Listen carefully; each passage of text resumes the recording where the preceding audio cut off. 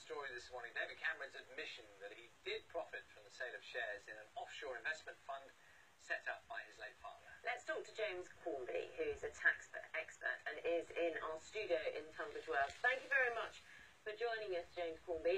Can you lay out, as a specialist in tax planning, can you lay out what exactly David Cameron was invested in? It was shares in his father's offshore company, wasn't it? It's a bit more complicated than that. What he's invested in is an investment fund which was regulated in Ireland, as it is now, but was in the Bahamas. So it's the kind, we would call this a hedge fund, and they're very common investments made by many pension funds across the country and indeed across the world. It's quite a mundane investment, to be honest. Okay, so then why was it not revealed that he was investing in this if it's a mundane and completely above board investment? He was investing, well, I can't answer why there's such a fuss about it, but and I think the headline should be "Man makes a modest investment and pays all his tax," because he's invested in a regulated hedge fund of the kind that millions of people invest in. He's made a small profit which he's put on his tax return. It's about as exciting as that. Well, as an offshore fund, what is the advantage then of investing in something that is offshore, and why is there then this stigma about investing in it? Well, that's due to probably a misunderstanding of what offshore funds do. Another thing to make clear about this particular fund is what we call a distributor fund.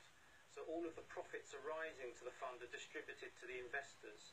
And bearing in mind that the investors will be living mostly in high tax countries, that means every penny of profit that the fund makes goes on a tax return in the UK, in Belgium, in the United States, or wherever, and tax is paid. There's no tax efficiency in this fund. It's a really terrible way to plan for tax. I mean, I'm a tax lawyer. If you came to me and said, find me a way of saving tax, the last thing I'm going to suggest to you is that you put money in an offshore distributor fund. Okay, so with this investment, do the funds actually avoid any tax? When you say do the funds avoid any tax, you need to look at what the funds are investing in. So if the fund invests in, let's say, German real estate, then it will suffer withholding taxes in Germany or any profit made in that country. Now, this particular fund was invested, I believe, in commodities and shares related to commodities. So to the extent that the fund was dealing in commodities, there probably wouldn't be any tax at fund level.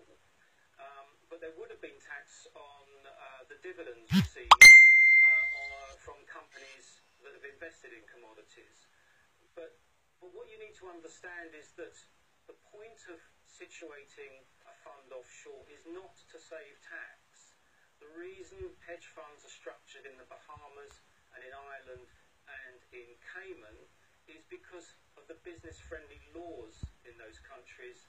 It enables a fund to be set up much more quickly, and there's an excellent network of professionals to support the running of the fund.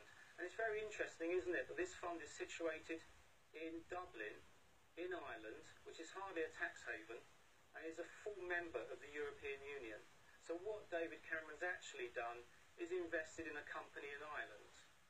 And I don't think that's something that he should be criticised for, because almost everyone that makes investments, either directly or through pension funds, will invest in offshore companies.